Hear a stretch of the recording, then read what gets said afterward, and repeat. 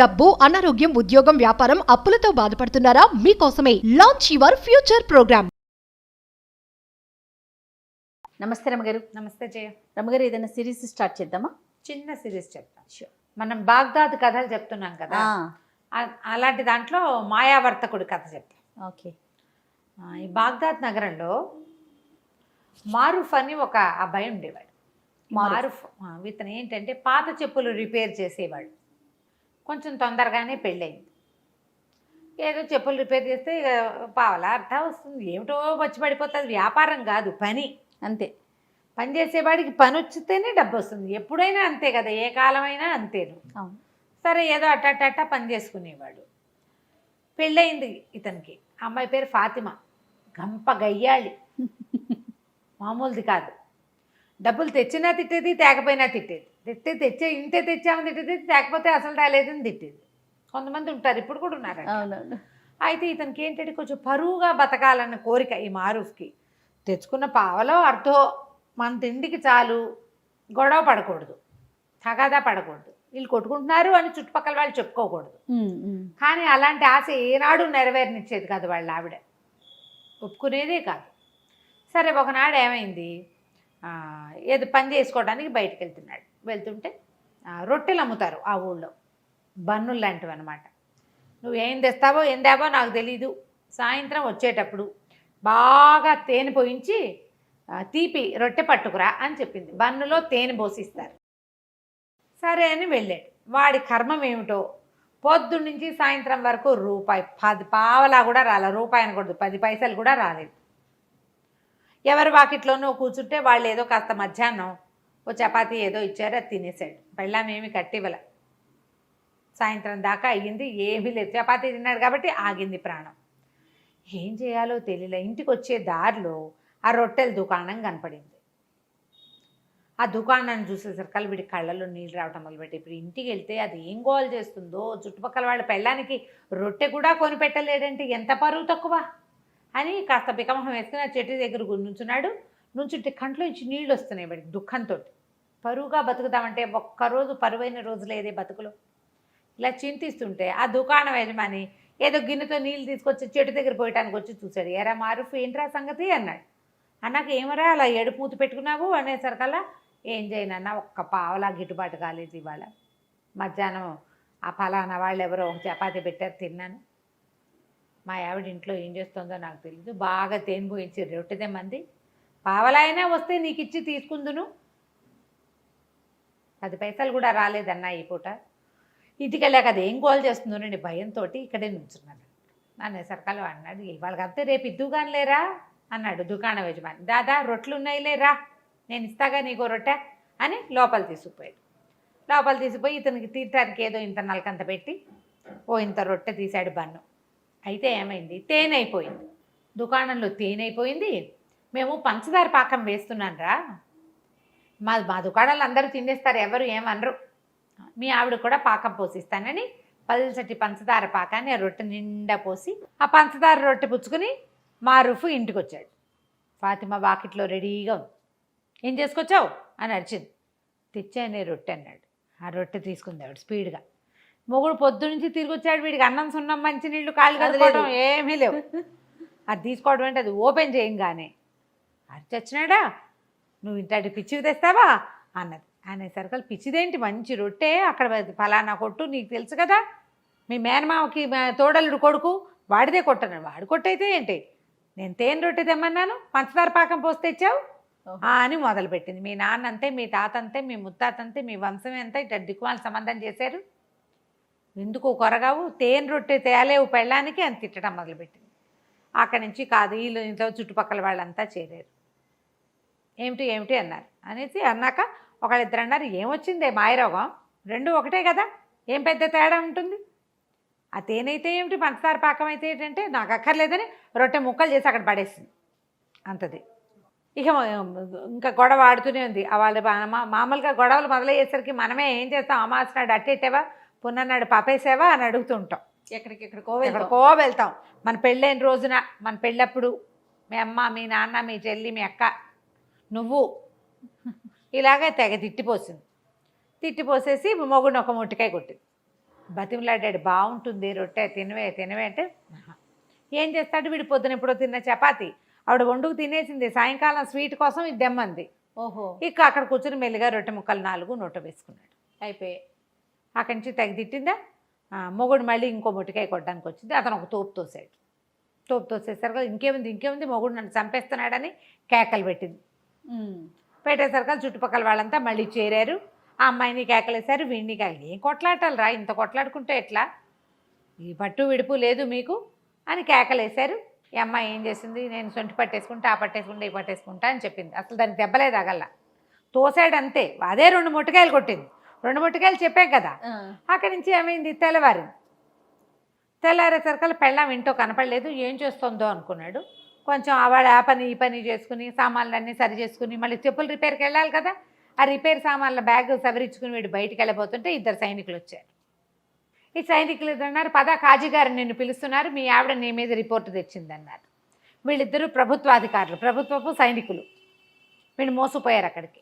కాజీ గారి దగ్గరికి వెళ్ళేసరికల్లా వాడు, ఎరా పాపిష్టివాడా, దేవుడిచ్చిన పెళ్ళాన్ని జాగ్రత్తగా చూసుకోవడం రాదు, దీన్ని చేయి విరగొట్టి పళ్ళరాలు కొడతావా అన్నాడు. వీడు నిర్ఘాంతపోయాడు. నేను చేయి విరగొట్టడం ఏమిటండి, నేనేమీ చేయలేదు అమ్మాయిని, నేను అసలు కొట్టలేదు, అదే నన్ను కొట్టింది, నేను తోసాను అంతే, వెనక్కి గోడకి జారబడింది, నేను ఒక్క దెబ్బ కూడా కొట్టలేదండి, నేను నిన్న జరిగిన కథ అంతా చెప్పాడు. ఆ అమ్మాయి చేతికి ఒక కట్టు కట్టుకుని ఇట్లా పెట్టుకుని మూతికి ఇక్కడ ఏదో ఎర్రగా ఉంది, రక్తం నేతులు వచ్చేలాగా కొట్టాడు. వీడు అంతు తేల్చమని కాజీ దగ్గరికి వచ్చింది. అక్కడి నుంచి ఆయన 4-5 ప్రశ్నలు వేశాడు. వీడన్నాడు, ఫలానా రోడ్డు మీద ఫలానా కొట్టువాడు ఉంటాడు, మా వాకిలు ఎదురుగుండా ఉంటాడు, కావాలంటే వాడిని కేకేయమంటే వాడు ఆధారనే పోతున్నాడు. సైనికులు బయటకు చూసరికి ఏమండి మీరు చెప్పిన వాడు వస్తున్నాడండి అనేసరికి సుల్తానో వాడి ఏదో పేరు ఆ వాడిని పిలిచారు లోపలికి. పిలిస్తే వీళ్ళేం కొట్టుకోలేదండి, తేనెరెట్టు కోసం గోల్ చేసింది ఈ అమ్మాయి, అదే వీడిని కొట్టింది అనేసరికల్లా అక్కడి నుంచి కేకలేసాడు అమ్మాయిని కాజీ. ఏమిటమ్మా, పెళ్ళిని నిలబెట్టుకోవాలి, ఇట్లా చేయకూడదు, నీకు మొగుడు సరిగ్గా సంపాదించట్లేదని కోపం ఉందనుకో, దానికి ఇదే మార్గం, ఇట కాదు, కొట్లాడుకోకండి, పొండి అని పంపించేసాడు. ఆ అమ్మాయి కాస్త వెళ్ళిపోయింది ఫాతిమా. ఈ మారిఫ్ బయటికి వెళ్ళంగానే ఆ సైనికులు ఇద్దరు ఇతని వెనకాల, నీకు బందోబస్తుకు వచ్చాం కదా, మాకేమైనా ఇవ్వమంటారు. పోలీస్ స్టేషన్లలో జరిగే కథ అప్పుడు ఉండేది పాపం. మరి నీకోసం మా సర్వీస్ ఇచ్చాం కదా అనేసరికల్లా ఇంకేం చేస్తారు. వీడు ఏమైంది అటు ఇటు చూశాడు. అతను పొద్దున పూట వచ్చేటప్పుడు ఏవో సామాన్లు అవి పట్టుకొచ్చుకున్నాడు కదా, ఆ సామాన్లలో ఒక పావలా బెళ్ళుంది. ఆ పావలా చేతిలో పెట్టాడు. అన్నాడు, నన్ను వదిలేయండి, నా దగ్గర ఇంకేమీ లేదన్నాడు. తన ఇంటి వైపుకి నడిచి వెళ్ళాడు. ఈ లోపల ఎవరో చెప్పులు రిపేర్ అనేసరికల్లా అటువైపు వెళ్ళేసరికి మళ్ళీ 2 సైనికులు వచ్చారు. ఇంకో కాజీ గారి దగ్గరికి వెళ్ళింది ఈ అమ్మాయి. ఇంకో కాజీ దగ్గరికి వెళ్ళేసరికల్లా మళ్ళీ ఒక కాజీ గారి దగ్గర ఆయన పత్రం ఇచ్చాడండి అన్నా కూడా సైనికులు ఒప్పుకోవాలి. అట్లా కాదు, నువ్వు కాజీ గారి దగ్గరికి వచ్చి చెప్పు. ఈ అమ్మాయి తూర్పు వైపు కాజీ దగ్గరికి ముందు వెళ్ళింది, పడమటి వైపు కాజీ దగ్గరికి మంచి. వీడిని ఎలాగైనా జైల్లో పెట్టాలి, మొగుడిని తన్నించాలి. కొంతమంది అలా ఉంటారు, తనకేం ఉపయోగపట్టలేదు కాబట్టి వాడిని చావగొట్టాలి, వాడి బుద్ధి రావాలి, వాడిని జైల్లో పడేయాలి. అప్పుడు కానీ వాడికి వాడిని కన్నా అమ్మా నాన్నకి బుద్ధి రాదు, పిచ్చి ధోరణి ఉంటుంది. అవునవును. అక్కడికి వెళ్ళేసరికల్లా ఆ కాజీ గారు అన్నాడు, అదేమిటి ఏం జరిగిందంటే, అయ్యా ఇట్లా కాదండి, ఏమీ జరగలేదు, మా అమ్మాయి ఆవిడ జూటా ఇల్జాములు తీసుకొస్తుంది అంతే, ఇది అబద్ధము. పొద్దుటి కాజీ గారు ఇచ్చిన కాగితం ఇదిగోండని కాగితం చూపించాడు. ఆ కాగితం చూసేసరికల్లా ఆ అమ్మాయి కేకలేశాడు ఆయన. ఆ అమ్మాయి అక్కడి నుంచి కూడా వెళ్ళిపోయింది. ఈ సైనికులు మళ్ళీ 2 సైనికులు ఉన్నారు కదా, మాకేదైనా ఇవ్వమన్నారు. ఏమి ఇస్తాడు, తన దగ్గర చెప్పులు పని చేసే సామాన్లు తప్పిస్తే ఏమీ లేవు.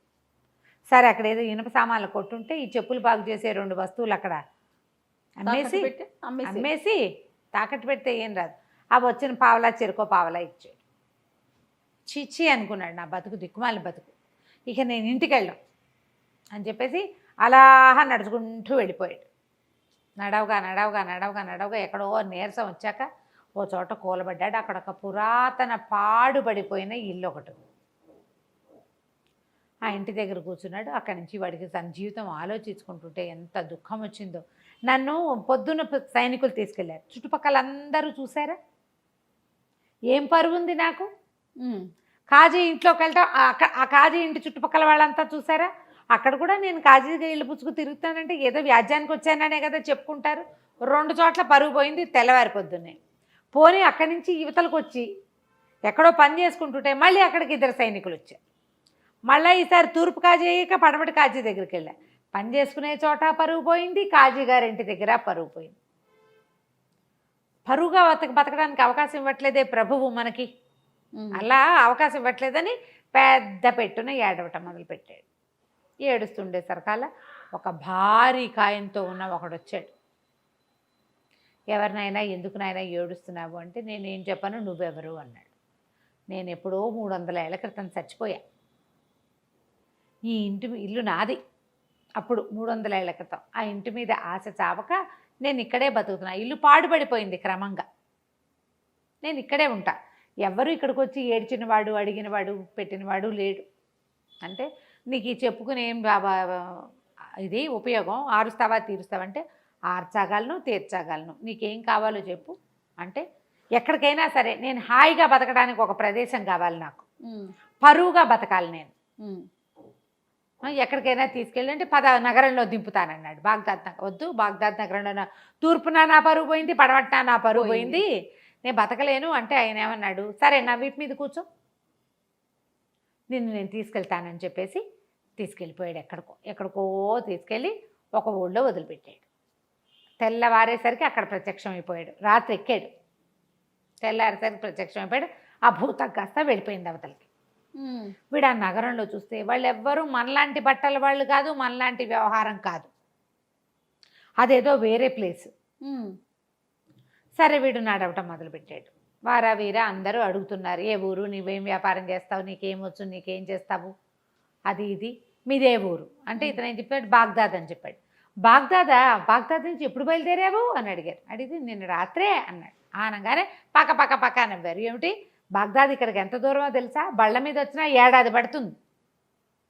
ఇక్కడి నుంచి వ్యాపారానికి వెళ్ళే వాళ్ళు ఉంటారు, సంవత్సరం పడుతుంది అక్కడికి వెళ్ళటానికి. రాత్రికి రాత్రే ఎలా వస్తావు, మతిగాని పోయిందా నీకు, పిచ్చివాడని అందరు నవ్వుతున్నాడు. అయితే ఆ సమయంలో ఒక ఆయన అక్కడికి వచ్చాడు, ఒక వ్యాపారస్తుడు. చూసి ఎవరు ఏమిటి అని అడిగి మిగిలిన వాళ్ళందరినీ కేకలేసారు. ఏంటి పై ఊరు నుంచి ఎవడో వస్తే ఆయన ఏం నిద్ర సరిగ్గా లేదో, అందుకని ఏదో తిరుపరుపుగా చెప్తున్నాడు, నేను మాట్లాడతాను, మీరంతా పొండి అని అందరినీ కేకలేసి అతన్ని తీసుకొచ్చాడు. తనతో పాటు ఓ సావడి లాంటి చోట కూర్చోబెట్టాడు. ఆ చావట్లో భోజనశాల ఒకటి ఉంది వెనకాల. వాళ్ళని కేకేస్తే వాళ్ళు వేడి తేనీరు 2 రొట్టెలు పట్టుకొచ్చారు. చేరుకో 2 రొట్టెలు తిన్నారు, టీ తాగారు. టీ తాగాక అతను అడిగాడు, ఏ ఊరు మీది, ఎవరు ఏమిటి అంటే బాగ్దాద్ నగరం, ఇట్లా పరుగు పోయిందని నేను ఊరు నగరపు చివర్లో శివార్లలో ఉన్న ఒక పాత ఇంట్లో పడుకుని ఏడుస్తుంటే ఓ భూతం నన్ను ఇక్కడ దింపిందంటే ఆయన ఆశ్చర్యపోయాడు. అవునా అనేసి బాగ్దాద్ నగరంలో మీది ఏ ఊరు, ఏ ప్లేసు అన్నాడు. ఎర్రవీధి అంటారు దాన్ని, లాల్ బజార్ అనమాట. ఎర్రవీధి అండి అంటే ఆ ఎర్రవీధిలో ఎన్నో ఇల్లు మీద అన్నాడు, ఫలానా ఇల్లు అన్నాడు. అక్కడ అత్తర్ సాహిబ్ ఒక ఆయన ఉండాలి కదా, అత్తర్ల వ్యాపారం చేసేవాడు ఆయన ఉన్నాడా అన్నాడు. ఉన్నాడు. ఎంతమంది పిల్లలు, ఆయనకు 3 కొడుకులు, ఏం చేస్తున్నారు అన్నాడు. పెద్ద అతనేమో మదరసాలో టీచరు, 2వ అతను దర్జీ, 3వ వాడు చిన్నప్పుడే లేచకపోయాడు, చిన్నప్పుడే వెళ్ళిపోయాడు. నా వయసు వాడే, కాస్త 1 ఏడాది 2 ఏళ్ళు పెద్దవాడు. మేమిద్దరం చిన్నప్పుడు కలిసి ఆడుకునేవాళ్ళం. వాళ్ళ ఇంట్లో నుంచి అత్తర సీసాలు తెచ్చి ఇచ్చేవాడు మా ఇంటికి. మా ఇంట్లో వాడిచ్చిన అత్తర సీసా ఇంకా నా దగ్గర ఉంది. వాడు చాలా మంచివాడు, నా చిన్నప్పటి స్నేహితుడు. అంటే వాడు బాగా నడిచాడు ఆ వ్యాపారస్తుడు. నేనేరా నాయన ఆలీ వాడి పేరు, నేనే ఆలీని. నేను చాలా కష్టాలు పడ్డాను. మా చిన్నప్పుడు వాళ్ళ నాన్న కొడితే ఇంట్లో నుంచి లేచక్కపోయాడు. ఆ లేచక్కపోయిన వాడు అలా తిరుగుతూ ఈ నగరానికి చేరి ఇక్కడ ఉండిపోయాను, ఇక్కడ స్థిరపడ్డాను, వ్యాపారం చేసుకుంటున్నాను, నువ్వు ఒక పంచి. ఇక్కడ ఏంటంటే ఇదంతా వ్యాపారస్తుల కోడళ్ళు ఇవి, ఇక్కడంతా వ్యాపారస్తుల పేరు గొప్పే నడుస్తుంది. నేను నీకు ఒక కంచరగాడిదని ఇస్తా, డబ్బులు ఇస్తా, వ్యాపారస్తుడు అన్న సినిమా ఇవ్వాలి వీళ్ళకి. నువ్వు ఎవరేది అడిగినా సరే మా దగ్గర ఉన్నాయి, బిడార్లో వస్తుందని చెప్పు, దానం చేయి ప్రతి వాళ్ళకి, సరేనా అన్నాడు. సరే అన్నాడు. వీడు చక్కగా ఆ పంచలో పడుకుని నిద్రపోతే తెల్లవారేసరికల్లా ఆ ఆలీ ఏం చేశాడు, ఓ 1000 దినారాలు ఒక కంచరగాడిదని పంపించాడు. ఇతను ఏం చేశాడు, డబ్బులతోటి చక్కగా అక్కడ బజార్లో బట్టలు కొనుక్కొని చక్కటి బట్టలు వేసుకుని, కుర్రాడు కదా ఇతను, బాగున్నాడు, స్ట్రాంగ్గా ఉన్నాడు. అక్కడి నుంచి 1000 దినారాల సంచులు వేసుకుని కంచరగాడి దెక్కి వ్యాపారస్తుల కూడళ్లలోకి వచ్చాడు. చక్కగా దగదగామానంగా మంచి బట్టలు వేసుకుని ఉన్నవాడిని చూసేసరికల్లా ఎవరు అక్కడ ఏంటంటే ఇలా కొత్తగా పై ఊళ్ళ నుంచి వచ్చిన వాళ్ళ వేషం తెలిసిపోతుంది, మొహము భాష కూడా. మీ దగ్గర ఏమున్నాయి వస్తువులు అని, వస్తువులు కొనుక్కోవడం కోసం అనమాట. మీ దగ్గర ఏమున్నాయి, అవి ఉన్నాయా, ఇవి ఉన్నాయా, మీకు పట్టు వస్త్రాలు ఉన్నాయా, మీ దగ్గర సుగంధ ద్రవ్యాలు ఉన్నాయా, అక్కడి నుంచి ఏమో ఇవి ఉంటాయి కదా మన మిరియాలు, అవి స్పైసెస్ అవి ఉన్నాయా, ఇవి ఉన్నాయంటే ఓహో బేళ్ళు ఉన్నాయి, కొల్లలు ఉన్నాయి నా దగ్గర, అవి ఉన్నాయి నా దగ్గర, ఇవి ఉన్నాయని చెప్పాడు. వాళ్ళు ఏది అడిగితే అది ఉందంటాడు. అక్కడి నుంచి ఒక ముష్టివాడు ఎవడో వస్తే ఇట్లా బ్యాగులో చేయి పెట్టి ఒక గుప్పెడు డబ్బులు తీసి ఇచ్చాడు. వీళ్ళు ఆశ్చర్యపోయి పెడుతుంపదేగా భలే ఇస్తున్నాడే అని ఆశ్చర్యపోయారు. అక్కడి నుంచి మసీదు వేళ అయింది, మధ్యాహ్నం ప్రార్థన సమయం అవుతుంది కదా. ప్రార్థనా సమయంలో ఏం చేశారు, అందరూ ప్రార్థనకు రండి హుజూర్ మీరు కూడా అని ఈయన కూడా తీసుకుపోయారు. లోపలికి వెళ్ళి ప్రార్థన చేసిన తర్వాత ఈ సంచిలో చేయి పెడతాడు, ఓ గుప్పెడిటు ఓ గుప్పెడిటు ఓ గుప్పెడిటు ఓ గుప్పెడిటు చెప్పని దానం చేసేస్తున్నాడు. ఆశ్చర్యపోయారు. సరే భోజనశాలకు తీసుకుపోయారు. ఇవాళ భోజనం నా ఖర్చు అని అందరికీ భోజనం 100 దీనారాలు పెట్టి భోజనం పెట్టి చేశాడు. చాలా ఆశ్చర్యపోయారు. ఆశ్చర్యపోయి ఎప్పుడు వస్తుంది మీ బిడారు ఏమిటంటే, వస్తుంది, నేను ముందు వచ్చేసాను, చాలా సామాన్లు ఉన్నాయి, 500కి పైగా గాడిదలు, అవన్నీ రావాలి. బిడారు వచ్చాక మీకు ఎవరికి ఏది అంటే వ్యాపారస్తులు బిడారంటే రావాలి కదా, ఒక సమూహంగా కొన్ని వందల బళ్ళు కలిసి వస్తాయి. నేను తొందరగా వచ్చేసా, అవన్నీ ఏర్పరిచి నేను వచ్చేసాను అన్నాడు. అక్కడి నుంచి దానం అన్నాడు. ఇక్కడ చాలామంది ఉన్నారు బిచ్చగళ్ళు. ఈ లోపల ఒక ముసలి బిచ్చగత్తకి దానం చేస్తే ఆ బిచ్చగత్త పోయి ఎవరికో చెప్పింది. ఓ 25 మంది వచ్చారు. వాళ్ళందరినీ చూస్తారు కదా, అయ్యయ్యో సమయానికి డబ్బులు లేవే, నేను బిడార్లో ఉండిపోయిందంతా, నేను 1000-1200 తెచ్చానంతే అనగానే వ్యాపారస్తులను దాందేముందండి, మీకు కావాలంటే అప్పు పెడతాం మేము అని చెప్పేసి తలా ఒక 1000 దీనారాలు అప్పిచ్చారు. ఓహో, ఈయనకి బిడార్ వస్తుంది కదా, ఆ బిడార్లో సరుకు వచ్చినప్పుడు తీసుకుంటాము. ఇక అక్కడి నుంచి దానాలు దానాలు దానాలు చేసేయటం మొదలుపెట్టాడు విపరీతంగా. ఎవరేవిస్తే డబ్బు ఇచ్చారంటే ఎవరో ఒకళ్ళకి ముష్టి వాళ్ళకి ఇచ్చేస్తాడు. ప్రజలు వీళ్ళంతా ఆశ్చర్యపోతున్నారు. క్రమంగా రోజులు గడిచే కొద్దికి ఆ బిడార్ వచ్చే జాడలేదు, వీడికేమో అప్పు పెరిగిపోతుంది. డబ్బులు అయిపోయినా ఇవ్వండి అంటాడు. వాడికి పరువుగా ఉండాలి, వాడి కోరిక అది. పరువు అంటే దాన ధర్మాలు అలాంటివి చేస్తూ ఉండాలి, బాగా ఎంత గొప్ప అనుకోవాలి, తన సొమ్ము కాదు మళ్ళీ. అలాగే చేశాడు. చేయగా చేయగా చేయగా చేయగా చేయగా రోజులు గడిచేసరికి వ్యాపారస్తులకు భయం పట్టుకుంది. 60,000 దినారాలు అప్పు పడ్డాడు వాడు. వాడు మాత్రం హుందాగానే ఉన్నాడు, హుందాతనానికి ఏమీ లోట్లేదు. అది వచ్చాక ఇస్తాను అంటాడు.